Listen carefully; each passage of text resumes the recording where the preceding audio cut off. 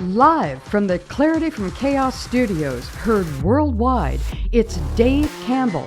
On every episode, Dave and his guests explore, discuss, and work on solutions to some of life's biggest challenges. So, if you're ready, be prepared to be enlightened, amused, and even shocked by what you hear. And now, the real, the authentic, the one and only Dave Campbell. Welcome, everyone. I'm your host, Dave Campbell, and you are listening to Clarity from Chaos. If you're new to the show and like what you hear, take a moment and go out to my website on Substack. The address is https://dkc051952.substack.com. There you can listen to the archived shows and see the upcoming guests and click the subscribe button if you would. But before we get into this edition of Clarity, I would like to share a few thoughts. On last week, November 4th, we saw something that I never would dream of in my entire lifetime. A communist was elected mayor of the most powerful city in the world. So you can't tell me that evil is not afoot. As I will continue to say, we should ignore the political aspects of all of this. The Marxist, Democrat, Socialists have seized the moment. And unless we recenter ourselves and bring God back into our lives, we will continue to spiral downward. We need to bring the church and the Bible into our lives. We need to defeat this threat spiritually. The people we elect need to answer to a higher authority and not the puppet masters they answer to today. So before we move on, I'd like to take a moment and share a piece of scripture with you. This is from Jeremiah chapter 29, verses 11 through 14. For I know the plans that I have for you, declares the Lord, plans for welfare and not calamity, to give you a future and a hope. Then you will call upon me and come and pray to me, and I will listen to you. You will seek me and find me when you search for me with all your heart. I will be found by you, declares the Lord, and I will restore your fortunes and will gather you from all nations and from all the places where I have driven you, declares the Lord, and I will bring you back to the place where I sent you into exile.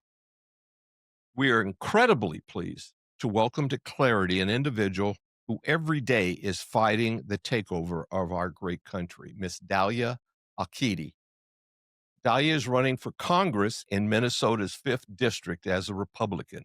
And for those of you that are not familiar with this, that district is currently represented by Ilhan Omar, who, by the way, is a democratic socialist. Born in Saddam Hussein's Iraq, Dalia received her degree in fine arts in Baghdad in 1988. And just as the Iran-Iraq war was concluding, she and her family fled the country, relocating to the UAE, where she launched her journalism career in television. In 2012, Dalia met the late U.S. Ambassador Christopher Stevens, who helped her family obtain residency in the U.S., where 5 years later, she became a U.S. citizen. In 2019, Dalia moved to Minneapolis, fell in love with the Twin Cities, and seeing the lack of leadership provided by the current representation, she decided to run for Congress. Welcome to the show, Dalia. Thank you, Dave. Let me just correct. I met Chris Stevens in 1992, actually. Okay. And I moved to the U.S. in 1993. Okay. And 7 years ago, I moved to Washington, D.C. As you said, I'm a journalist. I worked all these years in Washington, D.C. and the Middle East and in Europe. And I moved 7 years ago to Minneapolis. Oh, okay. So let's start with the obvious question. Why running for Congress, Dalia?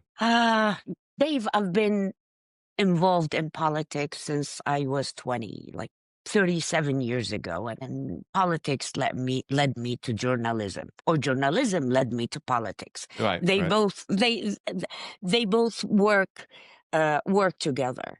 Growing up, I've lived under oppression. I've lived under dictatorship. I've lived under radical and political Islamism. That's what led me and my family to flee my country, to look for freedom, to look where I can dream freely, where I can think freely, where I can express myself freely without being afraid of anything, without being Right. worried about I'm going to get killed tomorrow.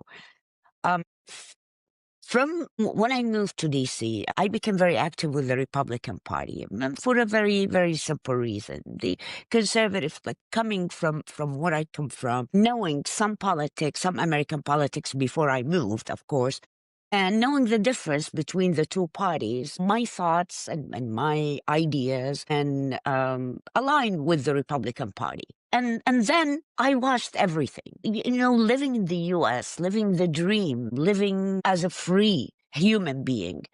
Um, After 9/11, things have changed. And me being a Muslim, that hit home for me because these are the people that I ran away from. This is the ideology that I ran away from, and I've worked so hard to combat Islamism and then radical and political Islamism. So from there, I started working on counter extremism and counter Islamism, etc., until before Ilhan Omar was famous, before she was even elected.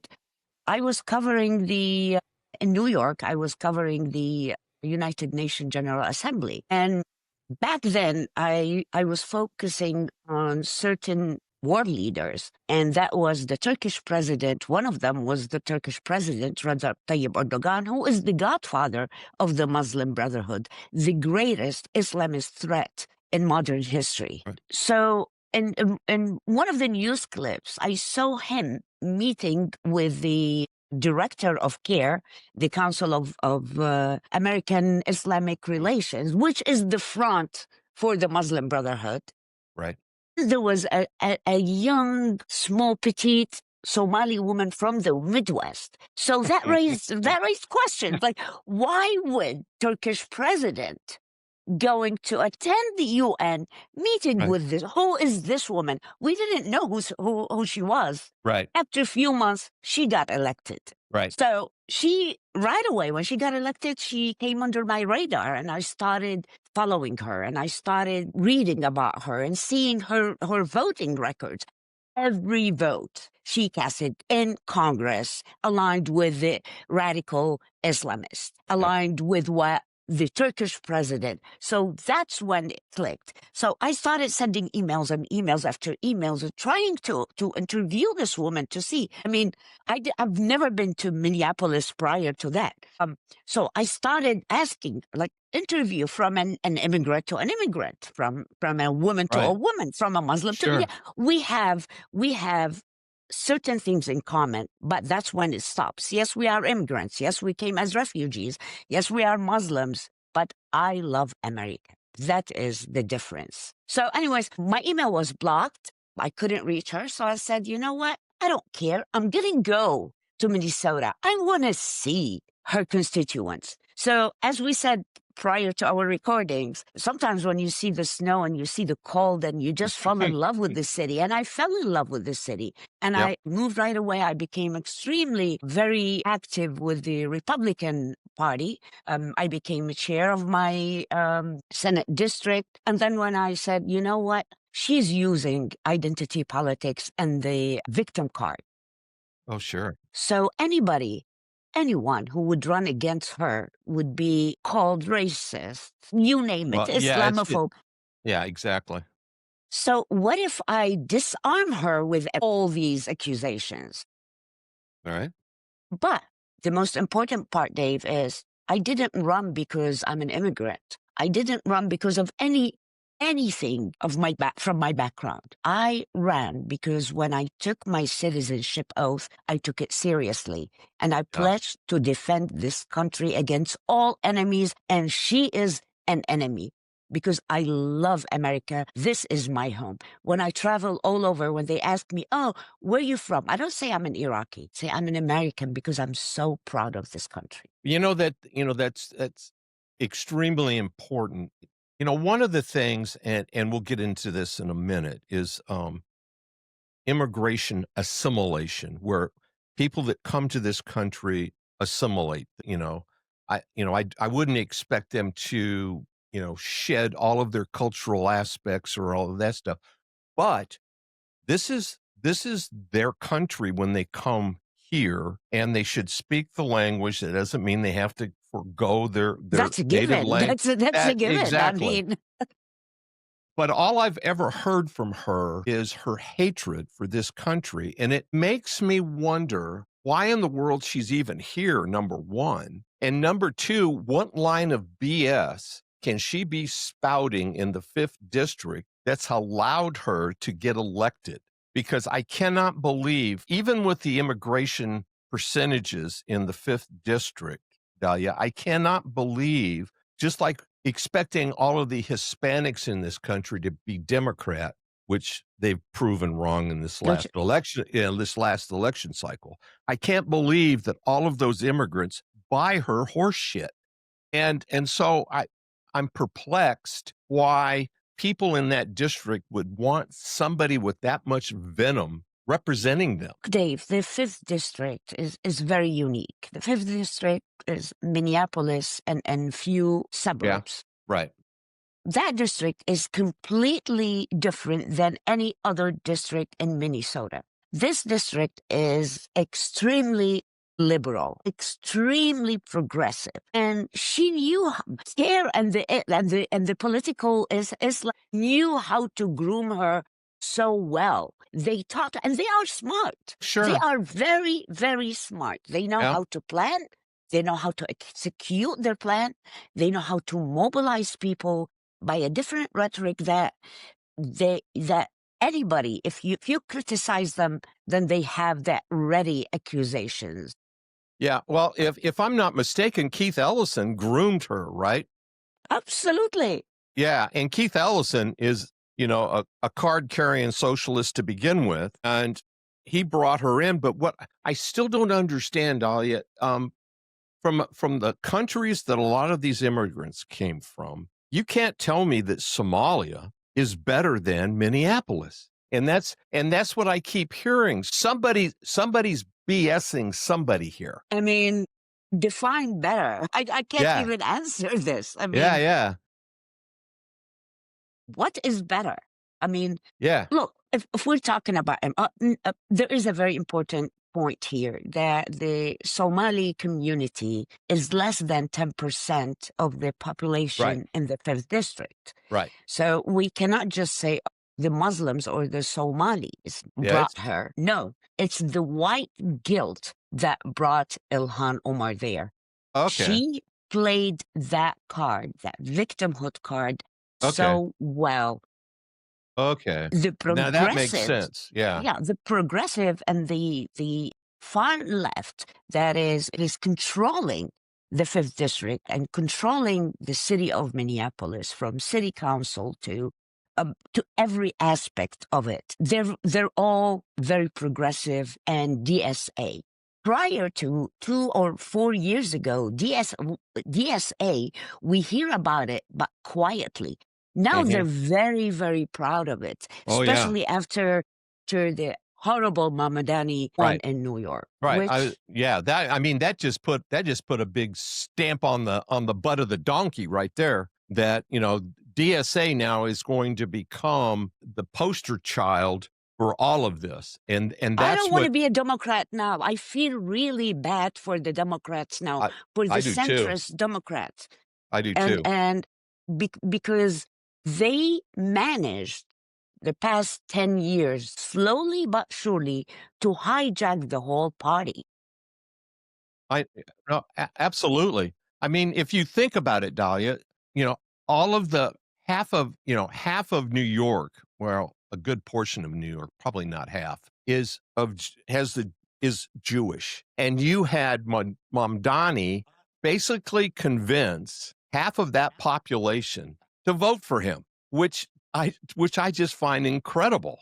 That the progressive Jews, the liberal Jews voted for Ilhan Omar as well. Exactly. And it's kind of like, can you not connect the dots here?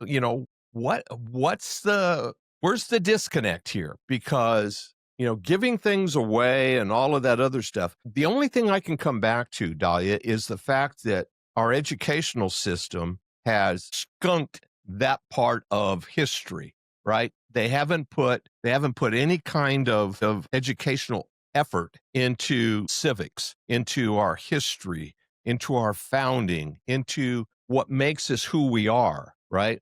Which, quite frankly, is the reason that we're the beacon that everybody wants to come to, right? Absolutely. You know, it's for that reason. Concerning me more and more is the fact that people are ignoring that, you know, we are the reason that people want to come here. And for some reason that's getting lost in the conversation, right? It's not a mistake that we became one of the greatest, if it's not the greatest country in the world, Right. with giving the history, the short history of the United States, comparing it to Europe, for example. Right. We don't go thousands of years. So that tells you how great this country is, Yeah. how in short period of time, 250 years, that we became the superpower. We became the world, the leader of the free world. It's not a coincidence. Right. That's what makes this wonderful country great. Yes, we're going through a rough patch. We do. But you said it at the beginning. Hope. People need hope, and Yep. people need real fighters. Let me tell you, this is a big. At the beginning, you know, I ran 2024, and I'm running again in 2026. So I got 86,000 people that voted for me, and I don't take this number slightly. 86,618 people trusted me. So my plan is to work on this number in 2026. And people would ask me, oh, you've lived in D.C. or in Northern Virginia, you know, in Arlington, the D.C. metropolitan area, for a long time. Why don't you go run there? Find a Republican district and run there. And these people don't know what I'm trying to do. It's Right. not me running just because I want to be in Congress. No, I'm running to build a base. I'm with my fellow Republicans in the 5th district. We're building a base to work for the future. And no, I don't like easy fights. This is a fight worth working on 24 hours a day, because that's what I truly, truly believe. And it's not about who she is. If she's out of Congress, I don't care. Who cares who Ilhan Yeah. Omar is? But the thing is, I've seen the consequences of what Ilhan Omar is doing. Wars, division. Now she's starting screaming and shouting 2 days ago at her own community against, she's telling her community leaders to expel all the Somalis that didn't vote for Omar Fatah. He was running for mayor, another Right. Zorama Madani. She Right. was screaming, asking their community leaders to expel them from the community. Because they So- didn't vote for Feta? Yes, Oh, that's insane. it's all over. It's all over. You can Google it. It's all over social Yeah. media. Well, I mean, that's... Yeah, I was going to say, Dalia, what you're doing is the real battle here. It's not concentric around Omar, but it's around the creeping and the growth of the socialists across the country. And we just happen to be tonight focused on the 5th district, right? In Minnesota. But Mhm. it's happening everywhere, right? You can look at California. You can look in the Northeast. It's everywhere. And until people like yourself pick up the banner and, you know, take the fight to them, we're in real trouble, because the Republicans need to understand just how pervasive this argument, and maybe there's a bright spot from Mamdani that they will now recognize just how pervasive this language really is, right? And this ideology really is, and actually start communicating in a much more proactive fashion to stamp that down. Give him a year. I think we should give him a year so people would see his true colors. Yeah.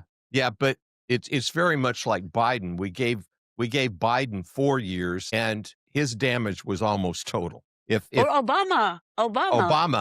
Exactly. We gave Obama 8 years, and his damage is we're gonna see that damage because that's where the racial divide reopened itself after, the civil rights movement and everything else. Obama pried that box open again, and Omar and all the Democrats are using identity politics, using racism. And if you read about Marxism and everything else, it's all in that playbook. It's all in that playbook. They rewrite history. The cancel culture, the woke, and you spoke about it a few minutes ago, the Minneapolis City Council. My God, we sat here in 20 and watched Minneapolis almost burn to the ground Exactly. because they didn't have the wherewithal or the leadership to do anything. And obviously Seattle is another one. Portland's another one. Exactly. And until people like yourselves pick up the banner and take the fight to them, and it's going to be an uphill fight, because if in my research, it's been since 63 that a Republican has represented the 5th district. So that's Exactly. that's back in President Kennedy's day. That's been a while, But I'm a good fighter. I'm a good Oh fighter. yeah, I don't yeah, quit. yeah. Yeah, and like we said in the early part of the discussion, I cannot believe that the immigrants wouldn't want better education for their kids, safe neighborhoods to walk around in, the offloading of all of these extremists, and allow people to start to come together again and to understand. Because if you look at the roots of Islam and the roots of Christianity and all, they all focus back to almost the same point, right? So getting all angry and allowing the radicals to take this thing one way or the other is just like allowing the Democrats and the DSA to take the Democrat Party to the far left. It's the same kind of thing. People need to start thinking about this critically, about what they're doing. It will take time. We have two issues, and the problem is, number one, the young generations. Yep. In their mid-30s or even early 30s, Americans in general have never lived under oppression. They've never seen anything but democracy. They've never seen anything but freedom. So they don't know how Right. it is to lose your freedom as a human being. Right. They've never lived under oppression, so they don't know any better. That's why people like me, who've been there, who lived there, who suffered, that's why we have to talk. People from Eastern Europe should talk. People from Asia, the Chinese, the Koreans, the people from socialist and countries and communist countries. And we have to keep talking and talking. That's number one. Number two is misinformation, the mainstream media misinformation. I was going to bring that okay, up about media manipulation. Yeah. Exactly. That's like, okay, you're a Republican. The Republicans are this. They hate immigrants. They hate Muslims. They hate women. And guess what? I am a living proof that the GOP is the party of inclusive. I'm all this. And nobody ever accused me of anything because they don't look at me. So this is all BS. But people buy it because they believe it. Right. Like, Yeah. hate or love Trump. Some people love Trump, some people hate Trump. Some people loved Biden and some hated him. When you are old enough to understand, like, okay, this is a president that I disagree with, but if he does something good, say, you know what? This is good. If he does something bad, okay, this is bad. But for the past 20 years or 15 years, it's all about who is in charge, which party, not about policies, not about discussions. And now we lost even we can't even talk to each other. We lost the dialogue. We lost the discussion. Exactly. Yeah, Well, exactly. Yeah. They've been very successful, and people don't understand, but that was all designed, that was all on purpose. Because when you start to stifle that narrative, that dialogue between people, you've won. Because all you have to do is just, basically talk to the hand. We're not listening anymore, right? And exactly. Just like if you remember the cancel culture. right, exactly. They invented it. Now when something happens to one of them, they scream, "Oh, no, this is unfair. You started it. Right. You canceled everyone who doesn't agree with you." Yeah, exactly. Yeah. And it worked. It worked for a while, but I'm truly, um, I'm optimistic because I feel that after a while, people would wake up. People can't afford to live anymore, to have a decent living. Immigrants or non-immigrants, families, what do they want? Decent living. They live with dignity, good future for their kids, good education. We don't have all this now. We Right. don't, and what? Open government grocery stores and allow the government to be involved in every aspect of our lives? That's what we want? Guess what? I'm going to fight it because I ran away from it. I know how it is. Right. It does not work. They No. want us to be slave to the governments. The governments would tell us, that's what you would, that's where you spend your money. You're sick, you want to take this pill. You need to study, read this book. If you have a different idea, you have no place in our schools.